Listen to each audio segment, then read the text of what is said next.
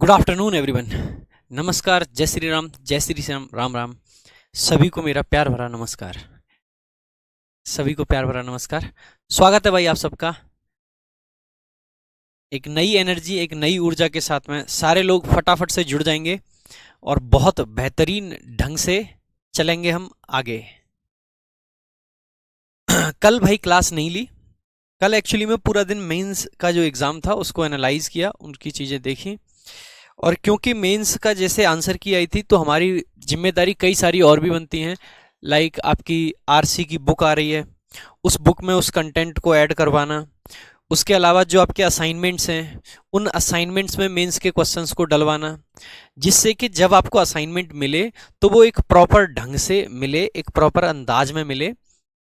इसीलिए कल पूरा दिन मेंस की चीज़ों को, कौन सा क्वेश्चन कौन से चैप्टर में जाएगा, कौन सी चीज़ को कहाँ पे रखना है, ये सब करते हुए थोड़ा सा टाइम लगा, जिसकी वजह से कल कोई क्लास हम ले नहीं पाए। ठीक है, चलो भाई आज की क्लास हम शुरू करेंगे। भाई आज आपको बता देते हैं, रैंकर 6.0 हमारे बैच की ये पहली क्लास है, जो कि एक इंट्रोडक्शन क्लास है।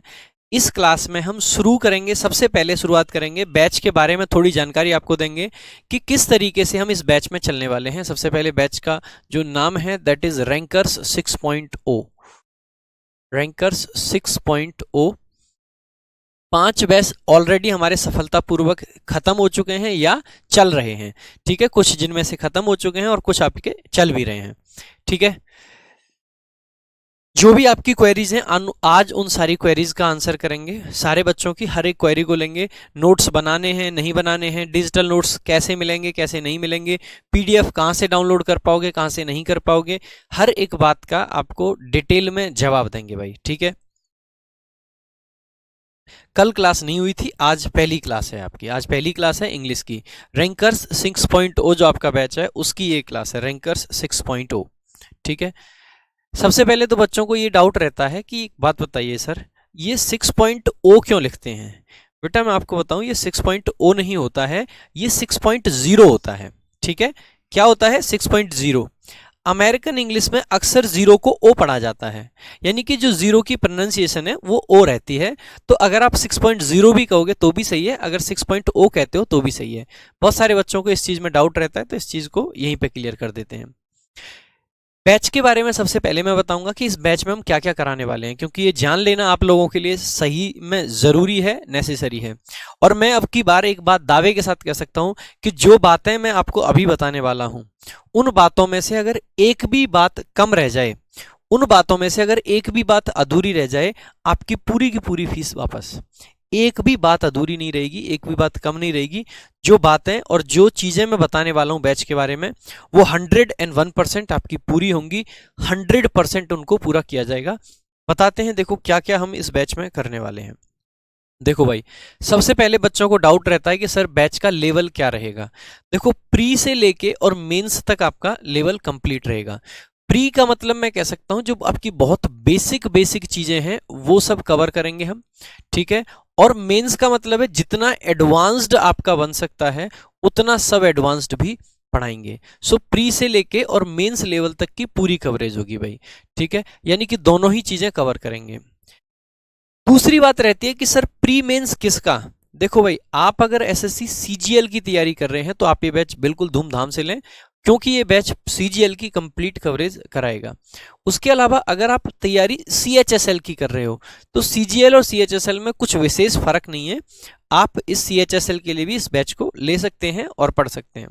उसके अलावा अगर आप तैयारी करना चाह रहे हो एमटीएस की, तो भाई देखो, एमटीएस की अगर आप इंग्लिश उठाओगे तो मैं वहां पे एम्फेसाइज कर करके आपको बता दूंगा कि इन इन चैप्टर से ज्यादा क्वेश्चंस आते हैं, तो उन चैप्टर पे थोड़ा ध्यान लगा लेना। ये बैच एमटीएस के लिए भी बिल्कुल हेल्पफुल है, क्योंकि आप सभी को पता होना चाहिए एमटीएस में अभी रिसेंटली जो सिलेबस चेंज हुआ है उसके हिसाब से जो फाइनल मेरिट बनेगी, जो कट ऑफ बनेगी, वो इंग्लिश और जीएस के बेस पे बनेगी। तो वहां पे भी इंग्लिश की बहुत इंपॉर्टेंस है, तो वहां पे के लिए भी आप इसको ले सकते हो। इसके अलावा इसमें एक बहुत महत्वपूर्ण आपका एग्जाम रह जाता है सीपीओ। भाई सीपीओ में सबसे ज्यादा वैल्यू इंग्लिश की है, क्योंकि मेंस में 200 नंबर आते हैं, यानी कि 200 नंबर का मेंस होता है, सारे के सारे क्वेश्चन आपके इंग्लिश के होते हैं। तो आप सीपीओ एग्जाम के लिए भी इस बैच को ले सकते हैं। सीपीओ हो गया, सीएचएसएल हो गया, एमटीएस हो गया, सीजीएल हो गया। ये तो एसएससी के कुछ एग्जाम्स हैं। एसएससी में जैसे कुछ बच्चे जीडी के पेपर में भी इंग्लिश अटेम्प्ट करते हैं हिंदी की जगह, तो भाई जीडी वाले बच्चे भी ले सकते हैं, क्योंकि इस बैच में हम सारा बेसिक कराएंगे, 0 लेवल से शुरुआत करेंगे, बिल्कुल सारा बेसिक कराएंगे।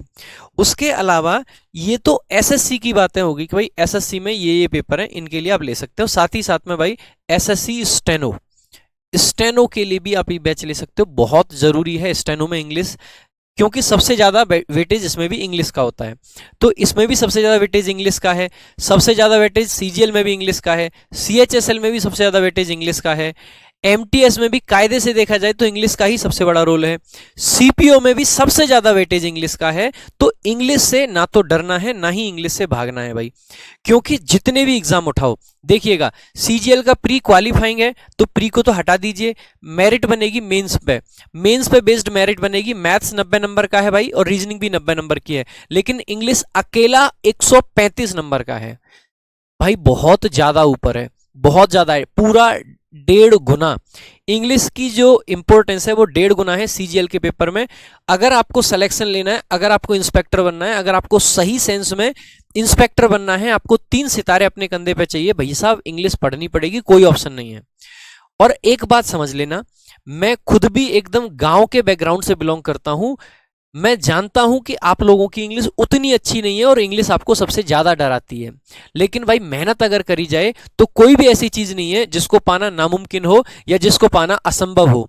मैं खुद भी एक टाइम पे ऐसा हुआ करता था जहां पे इंग्लिश मुझे इतना ज्यादा डराती थी, इतना एकदम धमकी देती थी कतई कि भाई तेरा पेपर नहीं होने देंगे। लेकिन अगर मैंने मेहनत करी और आज इंग्लिश पढ़ा रहा हूं, तो आप भी मेहनत करके एटलीस्ट इतना जरूर कर सकते हो कि इंग्लिश में 135 में से 130, 128, 127, 25 इस तरीके के नंबर आप पा सकते हो, इस तरीके के नंबर आप पा सकते हो। तो बस एक ही रिक्वेस्ट आप लोगों से करूंगा कि भाई बहुत शिद्दत से आपको पढ़ना पड़ेगा। देखिएगा, मैं बहुत ऑनेस्ट इंसान हूं, मैं आपको पहले ही दिन बता दूं कि आपके लिए एक जादू की छड़ी मेरे पास नहीं है, मेरे पास में मार्कर है। इस मार्कर को जादू की छड़ी में आप कन्वर्ट कर सकते हो, इस मार्कर को जादू की छड़ी में आप कन्वर्ट कर सकते हो। जादू की छड़ी ये तब बन पाएगा जब आप मेहनत करोगे। आप मेहनत करिए, ये मार्कर अपना जादू दिखाएगा, और अगर आप मेहनत नहीं करते हैं तो ये मार्कर जादू नहीं दिखा पाएगा। कोई भी चीज दुनिया की आप तभी हासिल कर सकते हैं जब आप मेहनत करने के लिए तैयार हो। जो जोश, जिस जोश के साथ में हम लोग आज जुड़ रहे हैं, अगर यही जोश आपका अगले 6 महीने 7 महीने बना रहा, तो मैं आज कोरे कागज पर लिख के दे सकता हूं कि अगर इसी जोश के साथ में, इसी एकदम उत्साह के साथ में आपने अगले 6 से 7 महीने पढ़ाई कर ली, कोई दुनिया में ऐसा नहीं है जो आपको इंस्पेक्टर बनने से रोक पाए, या जो भी आपकी ड्रीम पोस्ट है उसको लेने से रोक पाए। दुनिया में कोई ऐसा नहीं है जो आपको आपकी मंजिल तक पहुंचने से रोक पाए। बशर्ते आपको मेहनत करनी पड़ेगी। अगले 6 से 7 महीने उतना ही जोश होना चाहिए, उतनी ही एक्साइटमेंट होनी चाहिए अंदर से। जो उतावलापन है ना, सीखने के लिए, कुछ जानने के लिए, कुछ नया करने के लिए, कुछ बड़ा करने के लिए, वो उतावलापन उतना ही होना चाहिए जितना आज की डेट में है, ये कम नहीं होना चाहिए। अक्सर करके देखा जाता है लोगों के साथ में कि शुरुआत में बहुत जोश होता है, सब कुछ होता है, धीरे धीरे जोश गिरता जाता है, गिरता जाता है, गिरता जाता है। ऐसा अगर होगा तो अल्टीमेटली जो आपका सपना है वो सपना धीरे धीरे आपकी नजरों से दूर होता जाएगा, दूर होता जाएगा, और एक दिन वो सपना इतना धुंधला हो जाएगा कि आप लोग चाह कर भी उस सपने को देख तक नहीं पाओगे, उसको अचीव करना तो दूर की बात है। तो इसीलिए ये जोश हमेशा बनाए रखना होगा। अगले जो 6, 7, 8 महीने आपकी लाइफ के हैं, वो आपकी लाइफ में डिसाइड करेंगे कि आप किस तरीके की लाइफ जीना चाहते हो। आप रोड पे ऐसे खड़े होकर ऑटो को हाथ देना चाहते हो, या आप ऑटो या जो भी है कोई ऐसे खड़ा है उसके बगल से अपनी गाड़ी में इस तरीके से साइड से निकल के जाना चाहते हो। ये आपके अगले 6, 7, 8 महीने तय करेंगे कि आप किस तरीके की मेहनत करोगे, किस तरीके की मेहनत करोगे। बेटा सब बताऊंगा कि इस बैच में क्या क्या होगा, हर एक चीज की डिटेल दूंगा, लेकिन सबसे पहले जान लीजिए कि कौन से एग्जाम हो रहे हैं। इनके अलावा भाई जितने बच्चे भी सीडीएस की तैयारी करते हैं, या एनडीए की तैयारी करते हैं, या एयरफोर्स वगैरह की तैयारी करते हैं, एफकेट की तैयारी करते हैं, इंग्लिश का जो लेवल उसमें आता है वो सब भी हम यहाँ पे कवर करते हैं, ठीक है। तो जितने भी अदर एग्जाम्स हैं उनकी भी हम तैयारी यहाँ पे कराएंगे। अच्छा, साथ ही साथ में मैं आपको ये बता दूं भाई, जो बैंकिंग एग्जाम्स के लिए बच्चे तैयारी करना चाहते हैं, मैं आपको किसी भ्रम में नहीं रखना चाहूंगा। बैंकिंग एग्जाम्स वाले बच्चे कोशिश करें कि किसी का बैंकिंग का बैच लें, ये बैच ना लें। ऐसी बात मैं क्यों कह रहा हूं? क्या मैं बैंकिंग लेवल का पढ़ाता नहीं? बेटा मैं बैंकिंग लेवल का बिल्कुल पढ़ाता हूं। जो चीजें आपकी हैं वो सारी बैंकिंग लेवल तक जाएंगी, हम इतना एडवांस्ड तक जरूर जाएंगे कि बैंकिंग लेवल तक पहुंचे। लेकिन बेटा बैंकिंग लेवल की ग्रामर पढ़ना और बैंकिंग लेवल के क्वेश्चन करने में डिफरेंस है। हमारा इंग्लिश ग्रामर का लेवल वो जरूर रहेगा एडवांस्ड वाला, लेकिन जो बैंकिंग पैटर्न के क्वेश्चन होते हैं वो हम अपने बैच में डिस्कस नहीं करते हैं। दूसरा, जो हमारी प्रैक्टिस सीट होती है उसमें हम बैंकिंग के क्वेश्चन नहीं डालते हैं, क्योंकि हम चाहते हैं कि जो हमारे मेजॉरिटी क्राउड है, जो एसएससी वाला बच्चा है, जो सीडीएस वाला है, जो एनडीए वाला है, वो इररेलेवेंट कंटेंट ना पढ़े, वो जबरदस्ती से बैंकिंग कैट इन सब के पीछे ना भागे। इसीलिए हम अपनी सीट्स को रेलेवेंट रखते हैं। हम सीट्स ऐसी बनाते हैं जिनको पढ़ने से बच्चे का एग्जाम क्लियर हो। इसीलिए मैं कहूंगा कि बैंकिंग वाले लोग बैच को ना लें भाई, ठीक है? कोई धोखा नहीं आप लोगों के साथ में। बाकी बैंकिंग वाले ना लें, बाकी आप जैसे यूपीएससी के जितने एग्जाम्स हैं उनमें बेसिक इंग्लिश ही आती है तो वो आप ले सकते हैं, ठीक है? तो आप ये बच्चे ले सकते हैं इनकी। तो भाई एग्जाम्स बता दिए, लेवल बता दिया क्या रहेगा। अब देखते हैं भाई ग्रामर का क्या। देखो कौन सी चीजें कराएंगे भाई। तीनों पार्ट होते हैं आपके इंग्लिश में। एक होता है ग्रामर का, जो कि सबसे मेन पार्ट माना जाता है। वोकैब होता है, ये भी काफी इंपॉर्टेंट पार्ट है, क्योंकि अगर आपकी वोकैब अच्छी नहीं है तो ध्यान दीजिएगा ये कॉम्प्रिहेंशन आपका अच्छा नहीं हो सकता है। क्योंकि अगर सामने किसी जो वर्ड लिखा हुआ है, अगर आप उसको समझ नहीं सकते हो, उस वर्ड का मीनिंग आपको नहीं पता है, तो यकीन मानिएगा दोस्त, आप कभी भी मीनिंग निकाल ही नहीं पाओगे। आप निकाल नहीं पाओगे कि सामने वाली चीज जो लिखी हुई है वो क्या कहना चाह रही है। हमारे इस बैच में ग्रामर, वोकैबुलरी और कॉम्प्रिहेंशन तीनों की एक्सटेंसिव कवरेज आपको दी जाएगी। एक्सटेंसिव कवरेज से मेरा मतलब है ऐसी कवरेज जो कि बेसिक से लेके एडवांस्ड लेवल तक जाएगा। ग्रामर को भाई हम किस तरीके से पढ़ेंगे, एक बार जल्दी से जान लेते हैं कि ग्रामर हमारे बैच में किस तरीके से चलेगी भाई। जैसे कि जानेंगे भाई, ग्रामर कंप्लीट कराएंगे हम, सारे के सारे चैप्टर आपके होंगे। ये मैंने कुछ 20 चैप्टर यहाँ पे लिस्ट करे हैं, हो सकता है 1-2 चैप्टर इससे एक्स्ट्रा भी हो जाए, ठीक है? जैसे कि शुरुआत हम करेंगे भाई बेसिक्स ऑफ इंग्लिश से, है ना? बेसिक्स ऑफ इंग्लिश का मतलब है इंग्लिश की ऐसी छोटी मोटी जानकारी जो अक्सर करके हम मिस कर देते हैं, उन जानकारियों को जानेंगे। इंग्लिश की कुछ ऐसी जानकारी जो इंग्लिश का कोई भी चैप्टर पढ़ने के लिए हमें जरूरत होती है। जैसे ही हम बेसिक्स ऑफ इंग्लिश को खत्म करेंगे उसके बाद में सीधे हम प्रोनाउन पर पहुंच जाएंगे। यहां पे कुछ बच्चों का डाउट आएगा कि सर नाउन पढ़ाने से पहले क्या प्रोनाउन पढ़ाया जा सकता है? बेटा नाउन का और प्रोनाउन का कोई ज्यादा लेना देना है नहीं, इसीलिए हम प्रोनाउन से यहाँ पे बैच को स्टार्ट करेंगे। आप जिस चैप्टर से चाहें उस चैप्टर से स्टार्ट किया जा सकता है। आप सीधे एडवर्ब से भी शुरू कर सकते हैं, आप सीधे टेंस से भी शुरू कर सकते हैं। हालांकि कुछ चैप्टर आपस में जुड़े होते हैं, उनमें जैसे आप पाओगे कि नाउन का सबसे ज्यादा कनेक्शन पाया जाता है आर्टिकल से और डिटर्मिनर से, इसीलिए ये तीनों हमेशा एक साथ पढ़ने चाहिए। वैसे ही प्रोनाउन हो गया, क्वेश्चन टैग हो गया, एडजेक्टिव हो गया, ये तीनों एक साथ पढ़ने चाहिए। एडवर्ब और इन्वर्जन हमेशा एक साथ पढ़ने चाहिए क्योंकि ये आपस में जुड़े हुए हैं। कंजंक्शन और क्लॉजेज एक साथ पढ़ो क्योंकि ये एक जैसे ही चैप्टर हैं। उसके अलावा टेंस हो गया, मूड हो गया, कंडीशनल हो गया, मॉडल हो गया, वर्ब हो गया, ये सब एक साथ पढ़ने चाहिए क्योंकि एक दूसरे से जुड़े हुए हैं। वॉइस नरेशन को हमेशा वर्ब के और टेंस के बाद पढ़ना चाहिए क्योंकि ये वर्ब टेंस से जुड़े हुए हैं। यानी कि आप कहीं से कहीं पढ़ लीजिए, लेकिन सीक्वेंस कुछ ये हो, यानी आप चाहो तो प्रोनाउन से शुरू कर लो, आप चाहो तो एडवर्ब से शुरू कर लो, आप चाहो तो नाउन से शुरू कर लो, आप चाहो तो टेंस से शुरू कर लो, आप चाहो तो सब्जेक्ट वर्ब एग्रीमेंट से शुरू कर लो, जिससे आप चाहो उससे शुरू कर सकते हो। ऐसी इसमें कोई दिक्कत की बात नहीं है, ठीक है? ऐसी कोई दिक्कत की बात नहीं है। हम कहां से शुरू करेंगे भाई? हम शुरू करेंगे प्रोनाउन से, है ना? हमारी जो शुरुआत होगी हम करेंगे प्रोनाउन से शुरू। तो ये कुछ चैप्टर हैं भाई, ये जितने चैप्टर हैं इन चैप्टर में हम किस तरीके से चलेंगे। जैसे कि आज हम बेसिक्स ऑफ इंग्लिश पढ़ेंगे। आज बेसिक्स ऑफ इंग्लिश में हम आपको समझाएंगे कि सब्जेक्ट क्या होता है, ऑब्जेक्ट क्या होता है, हेल्पिंग वर्ब क्या होती है, मेन वर्ब क्या होती है, सेंटेंस क्या होता है। ये बेसिक सी बातें हो गई 4-5। अब क्या करेंगे कि जो 4-5 चीजें आज हमने क्लास में पढ़ी, इन 4-5 चीजों पे बेस्ड आपको एक एक्सरसाइज दे दी जाएगी कि चलो भाई ये कुछ 20 सेंटेंस हैं, इनमें से सब्जेक्ट और ऑब्जेक्ट पहचानो, और जो एक्सरसाइज आपको दी जाएगी वो आपको आंसर्स के साथ दी जाएगी। और ये फॉर्मेट हम पूरे के पूरे बैच में फॉलो करने वाले हैं। जैसे कि मान लीजिए हमने प्रोनाउन का चैप्टर शुरू करा और प्रोनाउन में हमने रिफ्लेक्सिव प्रोनाउन पढ़ा। मान लीजिए रिफ्लेक्सिव प्रोनाउन पे 2 क्लास हुई। जैसे ही रिफ्लेक्सिव प्रोनाउन खत्म होगा, एक सीट आपको सेपरेट दी जाएगी रिफ्लेक्सिव प्रोनाउन की। उसमें वही क्वेश्चंस होंगे जो क्वेश्चंस रिफ्लेक्सिव प्रोनाउन पे बेस्ड होते हैं और एग्जाम में आने की संभावना रहती है। जैसे हमने रिलेटिव प्रोनाउन पढ़ा, रिलेटिव प्रोनाउन की मान लेते हैं 3 क्लास हुई। जैसे ही रिलेटिव प्रोनाउन कंप्लीट होगा, उन तीनों क्लासों की मिला के एक सीट आपको दी जाएगी जिसमें कि सिर्फ और सिर्फ क्वेश्चन रिलेटिव प्रोनाउन के होंगे। वैसे ही मान लीजिए प्रोनाउन में हमने इंडेफिनिट प्रोनाउन पढ़ा, तो एक सीट आपको इंडेफिनिट प्रोनाउन की दी जाएगी। यानी कि हर चैप्टर से आपको टाइप वाइज सीट दी जाएंगी अलग अलग। ये तो सीट हो गई जब आपकी क्लास चल रही होगी तब मिलेंगी टाइप वाइज सीट। मान लीजिए हमारा बेसिक्स ऑफ इंग्लिश कंप्लीट हुआ, तो जैसे ही ये चैप्टर कंप्लीट होता है तो आपको 2 चीजें मिलेंगी। बेसिक्स ऑफ इंग्लिश में उतना ज्यादा है नहीं तो इसमें शायद ना दें। बाकी जैसे मान लीजिए आपने प्रोनाउन कंप्लीट करा, जैसे ही प्रोनाउन कंप्लीट होगा, जैसे ही कंप्लीट होता है उसके बाद में 2 से 3 क्लास मान के चलिए आपको प्रैक्टिस क्लास दी जाएंगी। कितनी क्लासेस?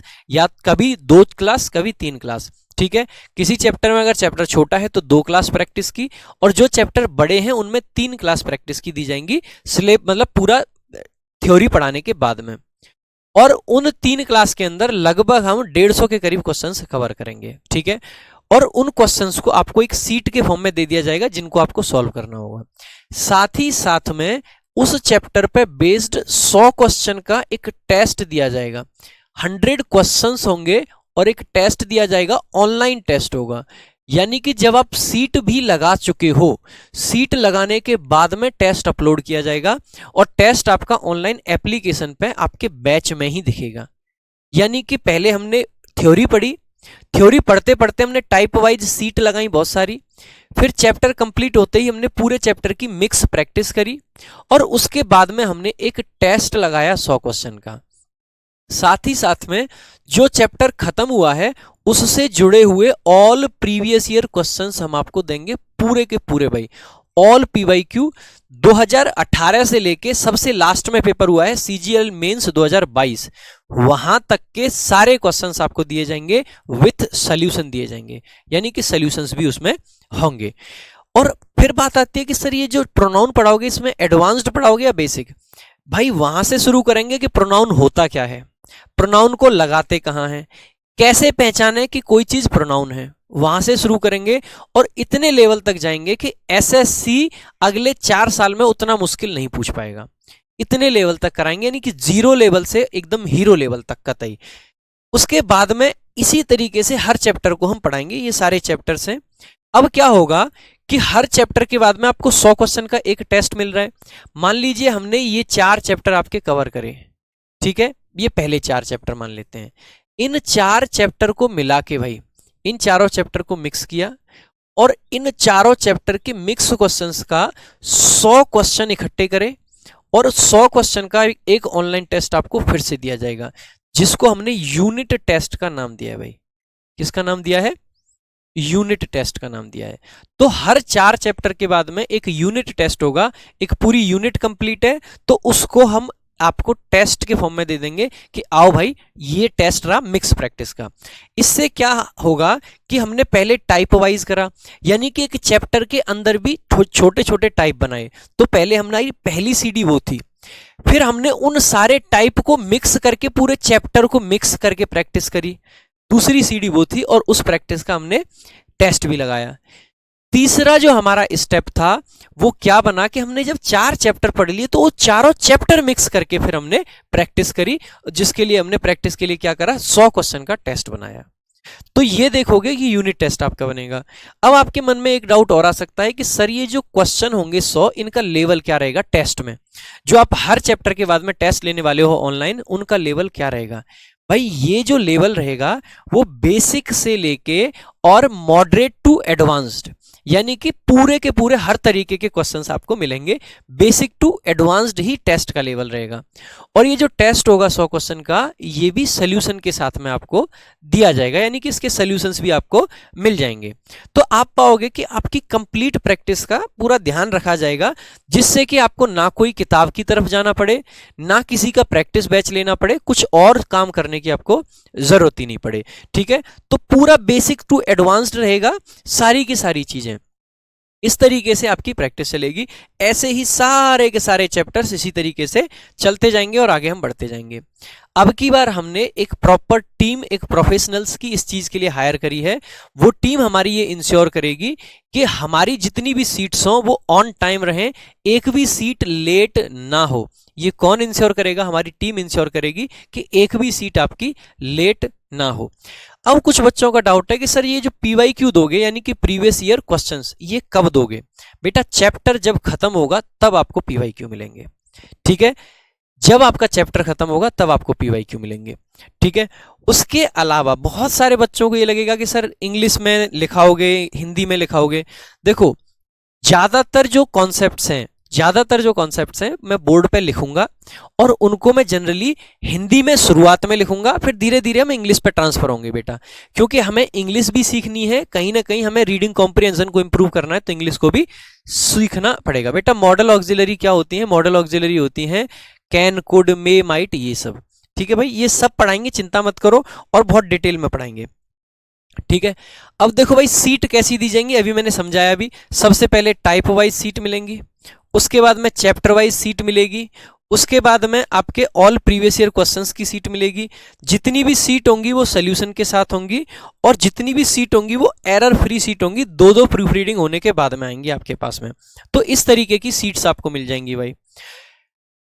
एक आता है कि ऑनलाइन टेस्ट सर क्या होंगे? देखो भाई, क्योंकि अभी आपको 20 चैप्टर हमने दिखाए, तो 20 ऑनलाइन टेस्ट होंगे आपके, जो कि चैप्टर टेस्ट होंगे। 20 चैप्टर टेस्ट हो जाएंगे, और 20 को हम 4-4 चैप्टर की यूनिट में बांटते हैं, तो 5 आपकी यूनिट बनती हैं भाई। 5 यूनिट बनती हैं, तो 5 यूनिट टेस्ट आपके होंगे। ठीक है, उसके अलावा भाई 25 CGL या CHSL प्री के मॉक टेस्ट दिए जाएंगे आपको। 25 मॉक टेस्ट आपको ऐप पे ऑनलाइन मॉक टेस्ट मिलेंगे, और 25 आपको मेंस के मॉक टेस्ट दिए जाएंगे CGL CHSL के, यानी कि 40 और 45 क्वेश्चन वाले। और उसके अलावा 25 आपको वोकैबुलरी के टेस्ट दिए जाएंगे, यानी कि आप पाओगे 20 और 5 25, 25 और 25 50, और 25 75, और 25 100, यानी कि टोटल 100 प्लस मॉक टेस्ट आपको दिए जाएंगे ऐप पे। 100 प्लस टेस्ट आपको दिए जाएंगे ऐप पे ऑनलाइन। ऐसी एक भी ऑर्गेनाइजेशन नहीं है जो आपको इंग्लिश के 100 टेस्ट दे दे, साथ ही साथ में कंप्लीट बैच भी दें, जिसमें वोकैब भी हो, ग्रामर भी हो, हर चीज हो। कहीं पे नहीं मिल रहे हैं, ये आप लोगों के लिए एक्सक्लूसिव है रैंकर्स गुरुकुल पे भाई। तो इस चीज को इंश्योर करेंगे कि ये चीज ऐसे होगी। अब बहुत सारे बच्चे बार बार कमेंट कर रहे हैं कि सर क्या वोकैब पढ़ाओगे? देखो फिलहाल क्योंकि यूट्यूब पे हमारी वोकैब बंद चल रही है, इसीलिए हम ऐप पे वोकैब पढ़ाएंगे। ऐप पे जो आपकी क्लासेस होंगी वो 2 स्लॉट में होंगी भाई, एक दिन में 2 क्लास होंगी। तो हाँ, यहाँ पे हम लिख रहे हैं 2 क्लास पर डे। ठीक है, 2 क्लासेस पर डे, हर दिन आपकी 2 क्लासेस होंगी।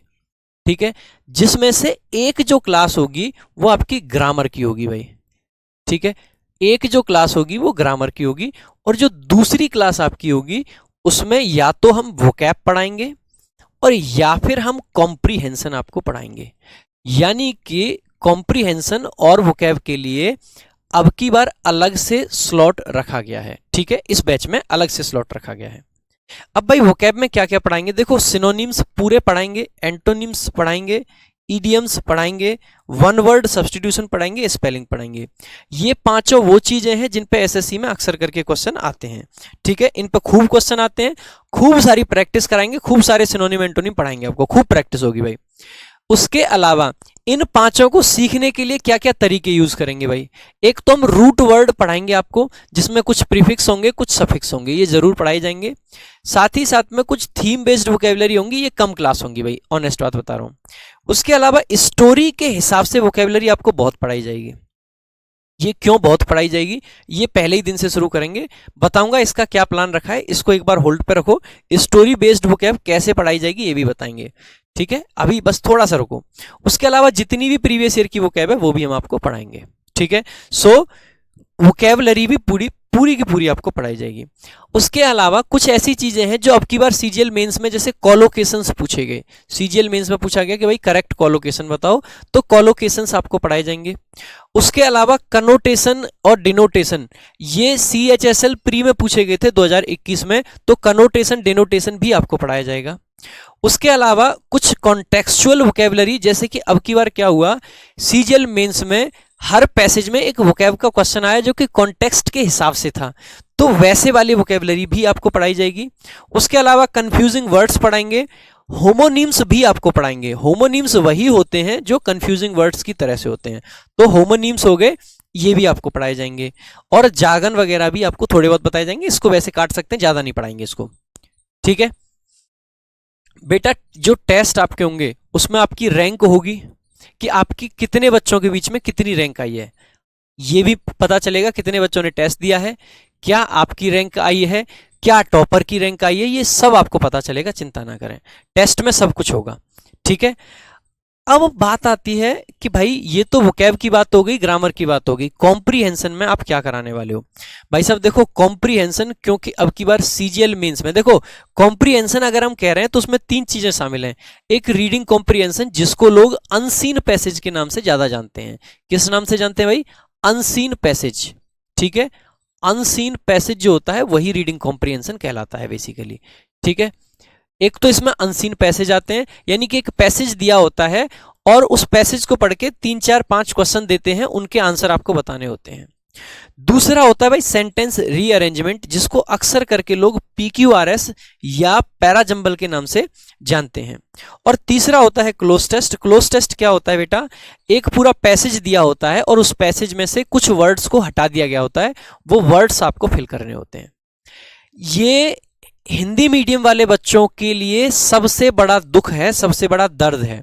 इस दर्द को समझते हुए हमने ये डिसीजन लिया है कि हर वीक में 2 से 3 क्लास आपकी रीडिंग कॉम्प्रिहेंशन और इस पे दी जाएंगी, हर वीक, शुरुआत से ही, पहले वीक से ही। अब आप कहोगे सर हमें तो ग्रामर ही नहीं आती, तो पहले वीक से कॉम्प्रिहेंशन क्या पढ़ेंगे, क्योंकि हर जगह आपको यही बताया जाता है कि भैया पहले ग्रामर पढ़ो, वोकैब पढ़ो, फिर कॉम्प्रिहेंशन पे आएंगे। लेकिन हम ऐसा नहीं करेंगे, हम आपको शुरुआत से ही कॉम्प्रिहेंशन पढ़ाएंगे। जैसे कि मंडे से हम शुरू करेंगे कॉम्प्रिहेंशन, और मंडे को आपकी क्लास होगी कॉम्प्रिहेंशन की 1, कॉम्प्रिहेंशन क्लास 1, ठीक है। मंडे को होगी भाई ये क्लास। अब इसमें हम आपको क्या करेंगे, इसमें आपको 3 या 4 या 5, मतलब जरूरत के हिसाब से आपको 3 4 छोटी छोटी स्टोरीज देंगे भाई, ठीक है। 3 4 क्या करेंगे, स्टोरीज देंगे, कहानियां देंगे, ठीक है, जो कि इंग्लिश में होंगी। किसमें होंगी, इंग्लिश में। एक तो छोटी कहानियां होंगी और पढ़ने में आसान कहानियां होंगी। इनसे 2-3 फायदे होंगे भाई आपको। क्या फायदे होंगे, देखो, एक तो आपका इंग्लिश को पढ़ने में इंटरेस्ट जगेगा, क्योंकि जब इंटरेस्टिंग कहानियां आप इंग्लिश में सुनोगे तो मजा तो आएगा। तो एक तो आपका इंग्लिश में इंटरेस्ट जगेगा, पहली बात। दूसरी बात ये होगी कि जब ये हम कहानी पढ़ रहे होंगे तो इन स्टोरीज से हम वोकैब निकालेंगे भाई, यानी कि हमारी वोकैब भी रेगुलर चलेगी इन स्टोरीज की वजह से।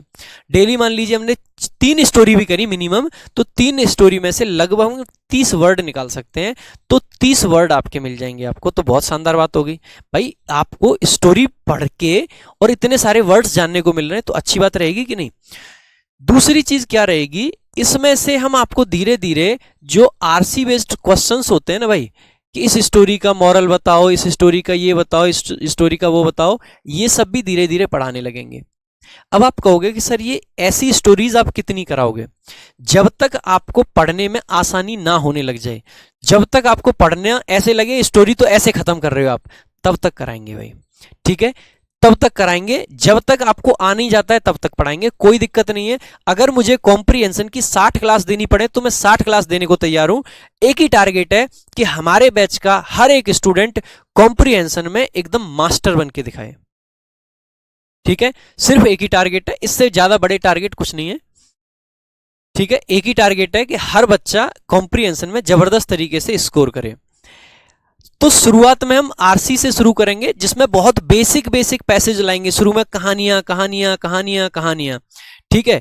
एक टाइम के बाद में जब कहानियों पे आपकी कमांड बन जाएगी, फिर धीरे धीरे हम न्यूज़पेपर से उठा के आपको न्यूज पढ़ना सिखाएंगे। 1-2 वीक में ही आपकी कमांड बन जाएगी, चिंता मत करो, 3-4 वीक लग जाएंगे।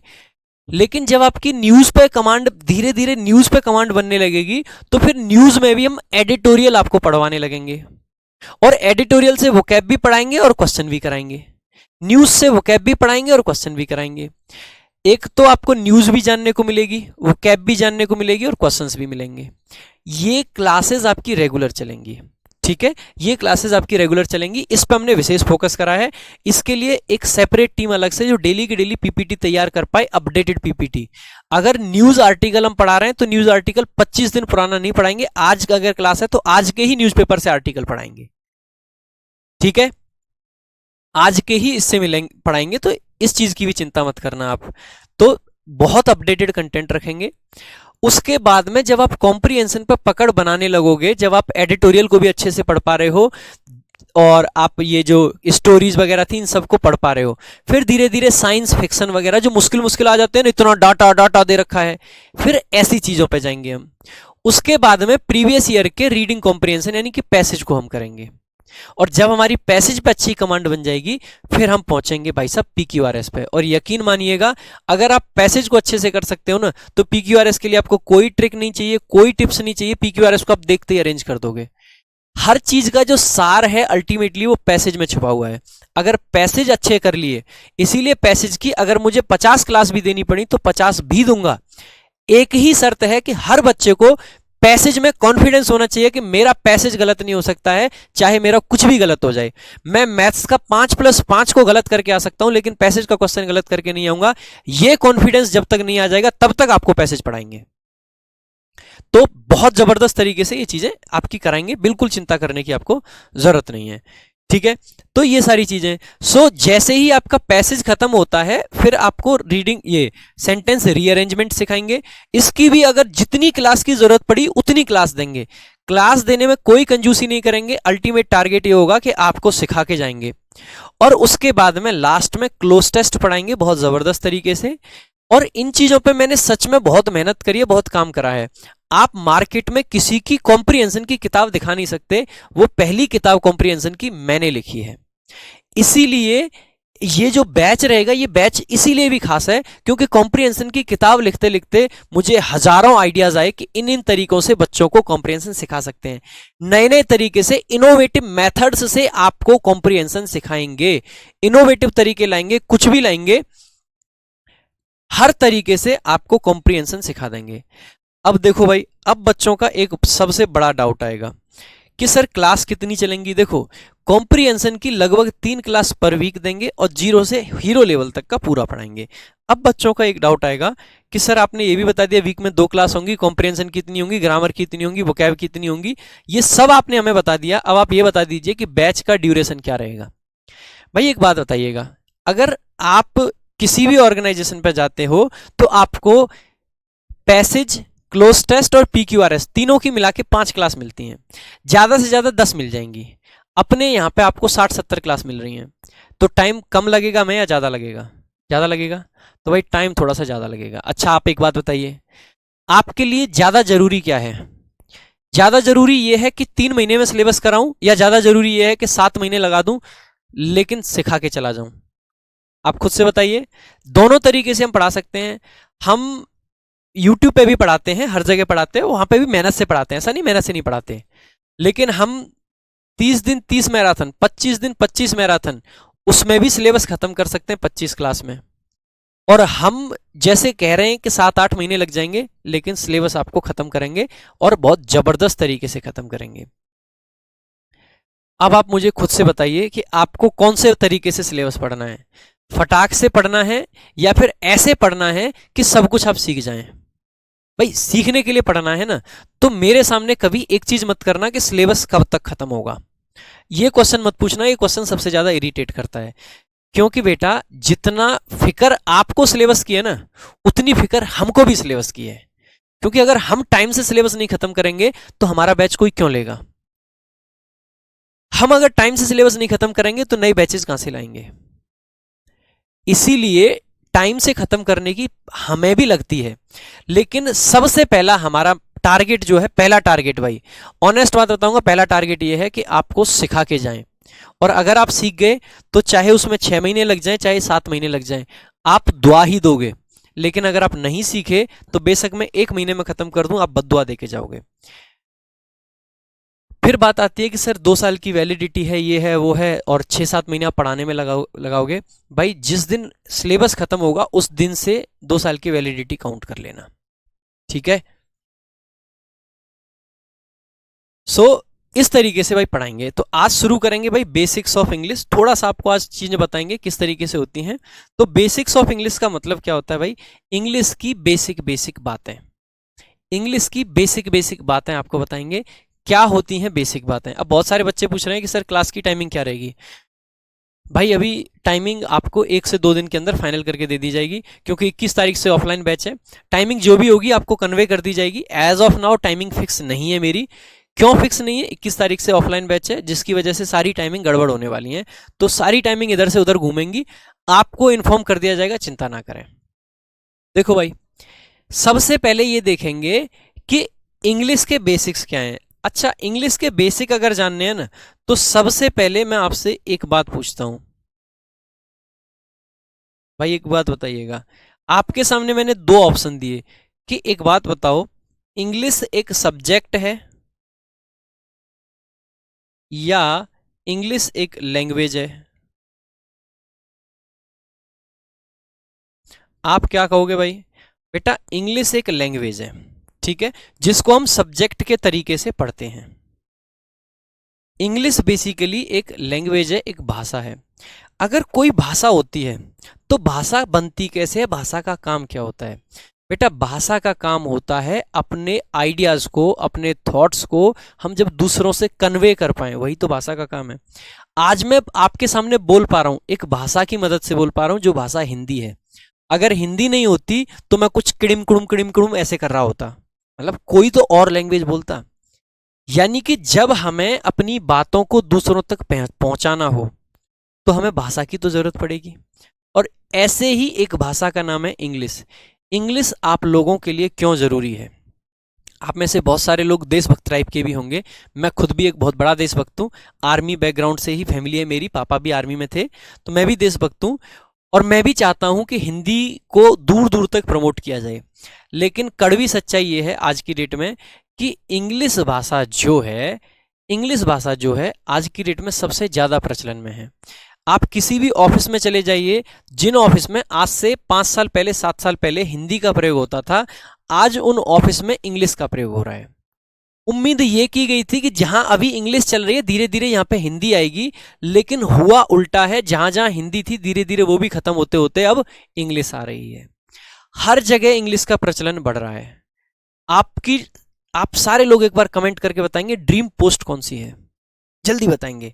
आप में से ज्यादातर बच्चों की ड्रीम पोस्ट एमईए पाई जाएगी, क्योंकि एमईए एसएससी की सबसे शानदार नौकरी है। एमईए मतलब ministry of external affairs, Hindi में बोले शुद्ध हिंदी में तो विदेश मंत्रालय। और विदेश मंत्रालय की नौकरी अगर आप करते हो तो आपको मिलती है विदेश में पोस्टिंग। इसीलिए विदेश मंत्रालय की नौकरी अब सबसे अच्छी मानी जाती है। विदेश मंत्रालय की नौकरी अगर अच्छी है, विदेश में पोस्टिंग मिलती है, तो उसके लिए आपको एक चीज की जरूरत पड़ेगी। आप मान लीजिए आपको यूरोप में पोस्टिंग मिलती है। यूरोप एक बहुत खूबसूरत सी जगह है, बहुत खूबसूरत सी तो जगह है, लेकिन वहां पे एक भाषा ऐसी है जो लगभग हर जगह आपको मिलेगी। और यकीन कीजिए वो भाषा ना तो आपकी हिंदी है, ना ही आपकी बंगाली है, ना ही आपकी कन्नड़ है, ना ही आपकी तमिल है, ना ही हरियाणवी है, ना ही पंजाबी है। वो भाषा जो हर जगह पे कॉमन है वो इंग्लिश है। अगर आपको इंग्लिश नहीं आती है तो आप मुझे एक रीजन दीजिए कि इस रीजन की वजह से भारत सरकार आपको बाहर भेज दे। नहीं भेजेगी। बेटा अगर आपको इंग्लिश नहीं आती है तो बाहर कैसे जाओगे। रोटी खानी है, आपको खाना खाने की जरूरत है, अगर आपको इंग्लिश नहीं आती कैसे खाना मांगोगे। पता चला खाने की जगह पर, रोटी की जगह पे कुछ और मांग लिया, गड़बड़। पता चले खाना कुछ था, खा कुछ लिया, ऐसी गड़बड़ हो जाएगी। इंग्लिश आना बहुत जरूरी है। इंग्लिश बाहर जाओगे तो बहुत जरूरी है।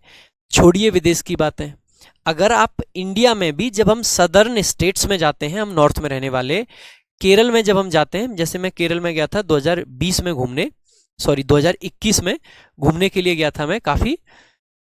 तो जब हम 21 में केरल पहुंचे, केरल 21 के स्टार्टिंग में ही हम लोग गए थे, तो भाई वहां पे हिंदी समझने वाला कोई नहीं था। बहुत रेयर लोग ऐसे थे जो हिंदी समझ पा रहे थे। टैक्सी वाले को, ऑटो वाले को भी हमें इंग्लिश में कहना पड़ रहा था। मान लीजिए आप बहुत एक्साइज इंस्पेक्टर लग गए, आपकी पोस्टिंग तमिलनाडु में आ जाती है, बेटा तमिल तो आपको आती नहीं और तमिल इतनी जल्दी सीख भी नहीं पाओगे, वहां पे लोगों से कैसे बात कर पाओगे? बेटा हिंदी जानने वाले कम हैं, इंग्लिश जानने वाले ज्यादा हैं। यानी कि इंग्लिश आपको न सिर्फ विदेश जाने के लिए, बल्कि में अगर इंडिया के भी हर पार्ट में आपको घूमना है तो इंग्लिश की जरूरत पड़ेगी। तो इंग्लिश इसीलिए भी जरूरत है, इंग्लिश इसीलिए भी जरूरी है। तो इंग्लिश की जरूरत तो हर जगह है। दूसरी बात यह है, अगर आप अपना कॉन्स्टिट्यूशन उठाते हो तो कॉन्स्टिट्यूशन में आप पाओगे कि हमारी राजभाषा हिंदी है, लेकिन हिंदी के बाद में जो हमारी सेकंड राजभाषा है वो इंग्लिश रखी गई है। तो ऐसा नहीं है कि कॉन्स्टिट्यूशन में इंग्लिश को मान्यता नहीं है, कॉन्स्टिट्यूशन के हिसाब से भी इंग्लिश है। और धीरे धीरे सारा का सारा सिस्टम इंग्लिश की तरफ जाते जा रहा है। इसीलिए आपने देखा होगा, अब से पिछले साल जो पेपर हुए थे उसमें इंग्लिश की वैल्यू बराबर थी, बाकी सब्जेक्ट के बराबर में इंग्लिश ऐसे खड़ी थी, लेकिन अभी इंग्लिश ऐसे खड़ी है। और यकीन मानिएगा 5 साल बाद इंग्लिश ऐसे खड़ी होगी और थोड़े दिन बाद इंग्लिश यहां सर पे बैठेगी। इंग्लिश की वैल्यू बढ़ती जा रही है, इंग्लिश की वैल्यू बढ़ती जा रही है। वो क्यों हो रहा है ऐसा? बेटा वो सिर्फ इसीलिए हो रहा है क्योंकि हर ऑफिस में सबसे ज्यादा जरूरत इंग्लिश की है।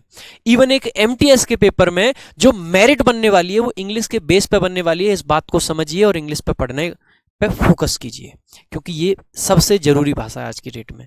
तो भाई इंग्लिश क्योंकि एक भाषा है, तो सबसे पहले भाई भाषा की सबसे छोटी इकाई जानेंगे। देखो भाई, भाषा को दो तरीके से हम यूज करते हैं, एक जो मौखिक रूप से बोलते हैं और एक जो लिखते हैं। जब हम भाषा को बोलते हैं तो उसके लिए हमें आवाज की जरूरत होती है, साउंड की जरूरत होती है, लेकिन लिखने के लिए हमें शब्दों की जरूरत होती है। और जो शब्द बनते हैं वो अक्षर से बनते हैं, यानी कि लेटर से बनते हैं। यानी कि लेटर किसी चीज से नहीं बने, शब्द बने लेटर से, शब्दों से बने वाक्य, और वाक्य से बने पूरे पूरे पैराग्राफ, और पैराग्राफ से बनी कहानियां। लेकिन क्या लेटर किसी चीज से बने? नहीं। इसीलिए यह कहा जाता है कि जो स्मॉलेस्ट यूनिट है बेटा, स्मॉलेस्ट का मतलब है सबसे छोटी इकाई, सबसे छोटी इकाई। भाषा की जो सबसे छोटी इकाई होती है उसको हम क्या कहते हैं? लेटर्स कहते हैं हिंदी में, जिसको आप अक्सर करके अक्षर बोल देते हैं। ठीक है, ठीक है, अक्षर बोल देते हैं। अक्षर हिंदी में कैसे लिखेंगे देख लेना, आप आगे देखेंगे। एक टर्म आपने सुनी होगी लेटर, और एक सुनी होगी भाई अल्फाबेट। देखो, लेटर का मतलब होता है भाई साहब वर्ण या फिर अक्षर, ठीक है, ये जो अक्षर लिखा हुआ है। और जो अल्फाबेट होता है इसका मतलब होता है वर्ण माला। क्या मीनिंग होता है भाई इसका? वर्ण माला, नॉट मामा, वर्ण माला। तो वर्णमाला जो होती है उसको क्या बोल देते हैं? अल्फाबेट। जैसे वर्णमाला क्या होती है? जैसे अ से लेके ज्ञ तक सारों को क्या कहते हैं? हिंदी वर्णमाला। ऐसे ही ए से लेके जेड तक सबको क्या कहते हैं? अंग्रेजी वर्णमाला। तो ये होती है आपकी वर्णमाला, ठीक है। सो ये वर्णमाला होती है। उसके बाद में भाई, उसके बाद में हम देखते हैं कि इंग्लिश वर्णमाला में टोटल कितने अक्षर हुए? 26 अक्षर होते हैं। A B C D E F G H I J K L M N O P Q R S T U V W X Y Z, ये आपके 26 अक्षर होते हैं। इन 26 अक्षर को बांट दिया जाता है मेरे भाई किसमें? 21 कॉन्सोनेंट, जिनको हम हिंदी में व्यंजन कहते हैं। अब भाई देखो, ये बातें आपको धीरे धीरे याद रखनी पड़ेगी कि व्यंजन को हम हिंदी में क्या कह रहे हैं, व्यंजन को हम इंग्लिश में क्या कह रहे हैं, व्यंजन को इंग्लिश में हम कॉन्सोनेंट कह रहे हैं।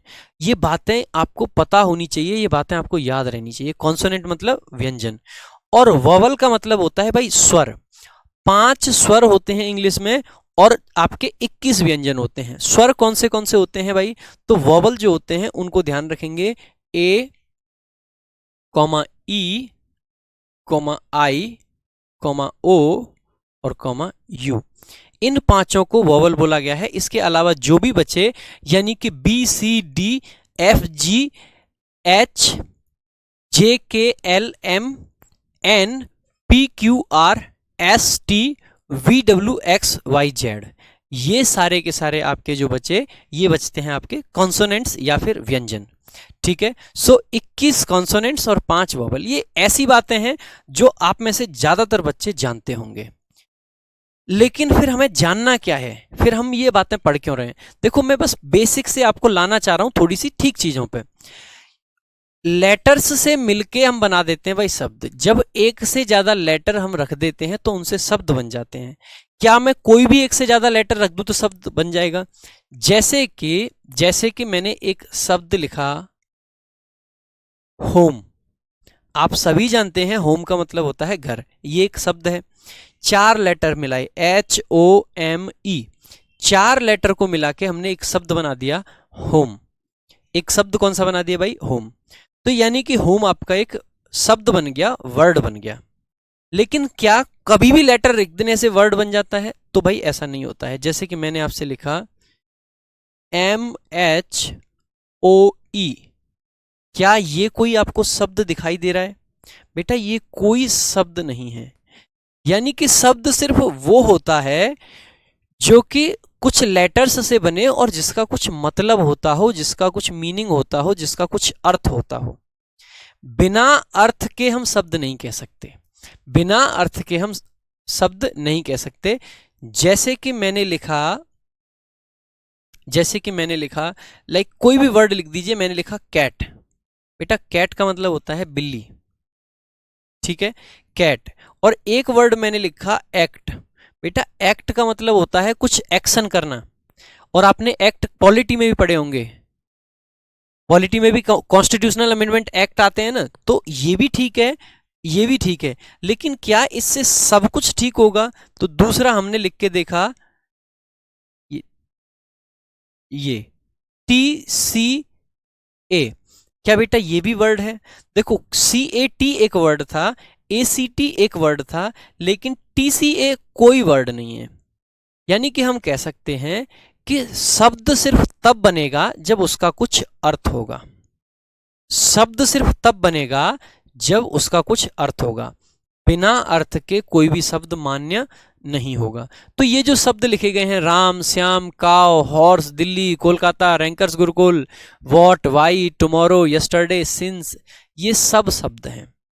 अब भाई शब्द तो बहुत तरीके के हो सकते हैं। जैसे कि हमने कहा गो, ये एक शब्द है। हमने कहा मोहन, ये भी एक शब्द है। हमने कहा हाउस, ये भी एक शब्द है। और हमने लिखा लाइक वेंट, ये भी एक शब्द है। हमने लिखा हु, ये भी शब्द है। अब हु अपने आप में एक प्रोनाउन था, ही अपने आप में एक प्रोनाउन है, राम अपने आप में एक नाउन है, हाउस अपने आप में एक नाउन है, गो अपने आप में वर्ब थी, वेंट वर्ब की सेकंड फॉर्म थी। अब ये वर्ब और ये क्या हो गया? बेटा शब्दों को समझने में आसानी हो, शब्दों को आसानी से समझा जा सके, इसीलिए शब्दों को 9 हिस्सों में बांट दिया गया। अब कुछ जगह आपको मिलेगा 8 पार्ट्स और कुछ जगह आपको मिलेगा 9 पार्ट्स। बताऊंगा ऐसा क्यों करते हैं, 8 पार्ट्स क्यों लिख देते हैं और 9 क्यों लिखते हैं। तो कुछ लोग 9 पार्ट्स पढ़ते हैं और कुछ 8 पढ़ते हैं। अभी हम क्लियर करेंगे कि क्या सही है। और जो 8 या 9 पार्ट आपके होते हैं, इन्हीं को कहा जाता है बेटा पार्ट्स ऑफ स्पीच। इनको क्या कहा जाता है? पार्ट्स ऑफ स्पीच इनको बोला जाता है। पार्ट्स ऑफ स्पीच इनको बोला जाता है। तो पार्ट्स ऑफ स्पीच का मतलब आप लोगों को समझ आ गया। पार्ट्स ऑफ स्पीच का मतलब होता है आपके जो शब्द होते हैं उनका कैटेगराइजेशन। अब आप लोगों को फटाफट से ये बताना है कि पार्ट ऑफ स्पीच होते कौन से हैं भाई। पार्ट ऑफ स्पीच जो 9 हैं आपके, उनके नाम लिख के आपको बताने हैं। तो सबसे पहले मैं आपको लिख के बताऊंगा भाई, एक जो सारे बच्चे सबसे पहले बोलते हैं वो होता है नाउन। नाउन आपका पहला पार्ट ऑफ स्पीच मान लिया। और नाउन से जोड़ के बच्चे ज्यादातर बोल देते हैं प्रोनाउन। तो प्रोनाउन चलो मान लेते हैं दूसरा पार्ट ऑफ स्पीच हो गया। और प्रोनाउन से जुड़ा हुआ आपका एक होता है एडजेक्टिव। तो बच्चे कह देते हैं चलो भाई एडजेक्टिव आपका तीसरा पार्ट ऑफ स्पीच हो गया। वैसे ही नाउन से ही जुड़ा हुआ लगभग बच्चों को याद रहता है एक नाउन की तरह ही वर्ब, क्योंकि वर्ब भी बहुत पॉपुलर है बच्चों के बीच में। तो वर्ब भी बच्चे कह देते हैं कि चलो जी वर्ब हो गया। ठीक है। और वर्ब से आप सब लोगों को तुरंत याद आ जाता है एडवर्ब। ठीक है, क्या याद आ जाता है भाई? एडवर्ब। तो हमने कहा जी पांचवा हमारा एडवर्ब हो गया। छठा बच्चों को याद आता है प्रेपोजिशन। बहुत इंपॉर्टेंट एक पार्ट है प्रेपोजिशन। ठीक है, प्रेपोजिशन एक बहुत ही इंपॉर्टेंट और जरूरी पार्ट है। जैसे ही प्रेपोजिशन आपके दिमाग में आएगा, आपके दिमाग में तुरंत खनकता है कंजंक्शन। और एक आपका वर्ड होता है इंटरजेक्शन। माइकल जैक्सन नहीं, इंटरजेक्शन। बेटा इंटरजेक्शन क्या होते हैं? इंटरजेक्शन आपके सडन रिएक्शंस को बोल देते हैं। ठीक है, इंटरजेक्शन। अब आप कहोगे सर ये 8 हो गए, अब 9वां कौन सा है? तो कुछ बच्चों के दिमाग में आएगा आर्टिकल। तो क्या बेटा आर्टिकल पार्ट ऑफ स्पीच है? तो आर्टिकल को पार्ट ऑफ स्पीच का दर्जा अब तक नहीं मिला है।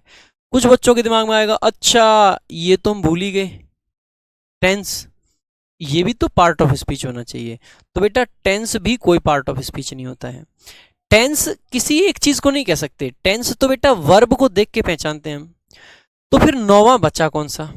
बेटा 9वां जो बचता है, ज्यादातर किताबों में आपको ये 8 मिलेंगे, लेकिन एक 9वां होता है डिटरमिनर। क्या होता है भाई? डिटरमिनर होता है। मैं इसको यहां लिख देता हूं। ठीक है, तो 9th क्या होता है? डिटरमिनर। ठीक है, 9th हो गया आपका डिटरमिनर। अब ये कौन सी बीमारी का नाम है?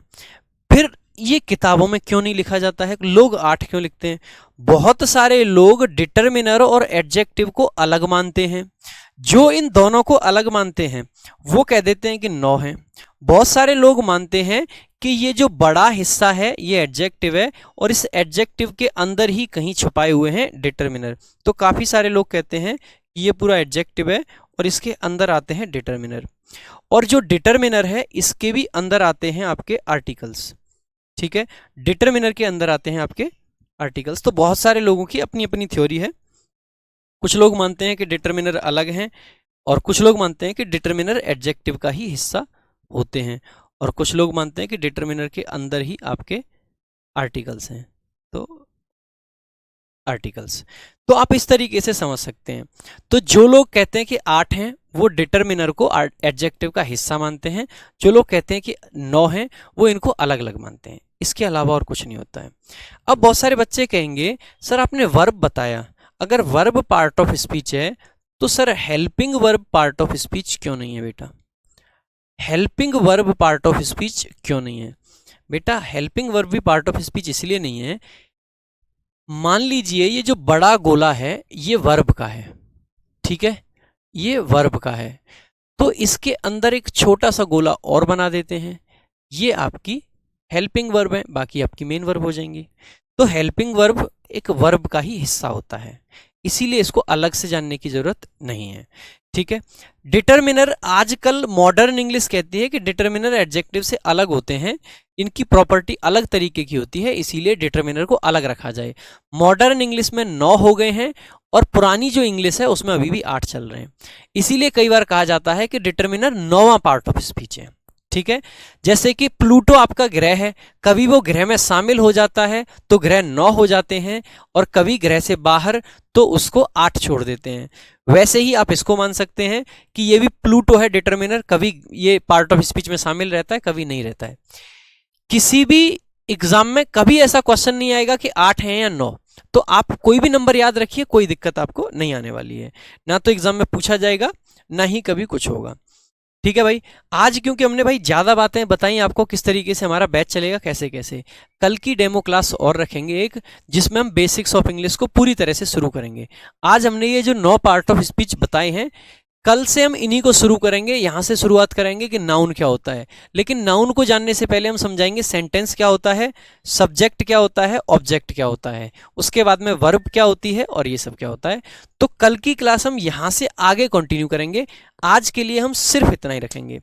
हम भाई बहुत तसल्ली से पढ़ाने वाले लोग हैं, तसल्ली से ही पढ़ाएंगे, क्योंकि हमारा टारगेट बैच खत्म करना नहीं है, आपका कैरियर खत्म करना नहीं है, हमारा टारगेट है आपको सिखाना। इसीलिए हम सिखा के जाएंगे और सिखाने पे ही लास्ट तक फोकस करेंगे। ठीक है, अब आप कहोगे कि सर इनके नोट्स कैसे बनाए जाएं। एक क्वेश्चन बहुत सारे बच्चों को आता है जब भी बैच शुरू हो कि सर नोट्स कैसे बनाएं। बेटा मेरा मानना यह है कि जब हम पढ़ा रहे हैं तो आप पढ़ने पे फोकस कीजिए और सिर्फ इतना देखिए कि जो इस स्लाइड पे लिखा हुआ है इसके अलावा अगर कोई जानकारी आपको ऐसी लगती है जो आपके लिए जरूरी है तो उसको तुरंत लिख लीजिए कहीं पे भी रफ सीट में। और जब क्लास के बाद में ये नोट्स आपके अपलोड कर दिए जाएं, ऐसे केस में आप उन नोट्स से और जो आपने रफ लिखा उन दोनों को मिला के एक प्रॉपर नोट्स तैयार कर सकते हैं। अगर आपको लगता है कि ये जो नोट्स हैं ये आपके लिए सफिशिएंट हैं तो आपको अलग से नोट्स बनाने की जरूरत नहीं है। लेकिन आपका फोकस भाई क्लास लेते टाइम पढ़ने पे होना चाहिए, ना कि लिखने पे। हमारा ह्यूमन माइंड मशीन नहीं है, कंप्यूटर नहीं है जिसमें एक साथ में 100 ऑपरेशंस चलाए जा सकते हैं। हम कोई आर्टिफिशियल इंटेलिजेंस पे काम नहीं करते जहां पे एक साथ में 20-20 30-30 फंक्शंस करे जा सकते हैं। हमारी जो इंटेलिजेंस है वो लिमिटेड है, हमारा जो ह्यूमन माइंड है वो लिमिटेड है। तो ऐसे केस में हम एक साथ बहुत कुछ नहीं कर सकते, हम लिमिटेड चीज़ों को कर पाते हैं। अगर हम भाई लिमिटेड चीज़ों को कर पाते हैं इसका मतलब है अगर हम ये सोचें कि हम साथ में लिखते भी जाएं, देखते भी जाएं, सुनते भी जाएं और समझते भी जाएं तो शायद ऐसा नहीं हो पाता है। इसीलिए पढ़ते टाइम आपका फोकस समझने पर होना चाहिए। अगर आपने चीज़ों को ढंग से समझ लिया है तो नोट्स बनाने के लिए ये हैं, इनको उठाइए, इनकी मदद से नोट्स बनाइए।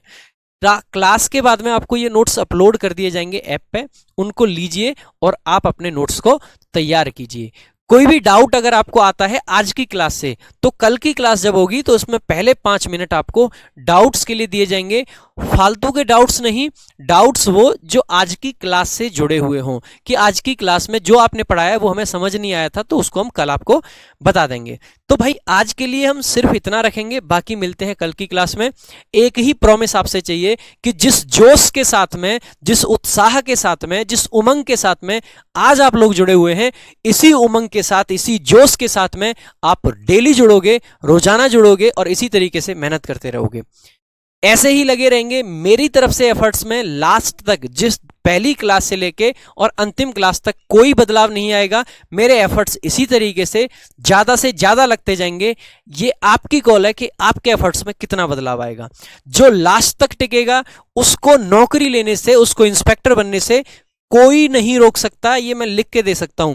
जो बच्चा जिस जोश के साथ में आज जुड़ा हुआ है, अगर अगले 7-8 महीने उसने उसी जोश के साथ निकाल दिए तो कोरे कागज पे लिख के दे सकता हूं कि उसकी नौकरी लगने से कोई नहीं रोक सकता, उसको इंस्पेक्टर बनने से कोई नहीं रोक सकता है, उसको अपना एक हिस्ट्री बनाने से कोई नहीं रोक सकता है। इसी तरीके से पढ़ना है, यही प्रॉमिस चाहिए, उसके अलावा और कोई प्रॉमिस नहीं चाहिए, बाकी कुछ नहीं चाहिए। इसी तरीके से मेहनत करेंगे, लगे रहेंगे। सिलेबस कब तक कंप्लीट हो जाएगा भाई? लगभग मान के चलिए 7 महीने। 7 महीने से पहले सिलेबस नहीं होगा, नहीं होगा, नहीं होगा। बहुत ऑनेस्ट बात, बहुत डायरेक्ट बात, 7 महीने लगेंगे कम से कम, ठीक है? उससे पहले नहीं होगा भाई, ठीक है? सो आज के लिए भाई सिर्फ इतना ही रखेंगे। मिलते हैं कल की क्लास में। Thank you so much. जय हिंद, जय भारत।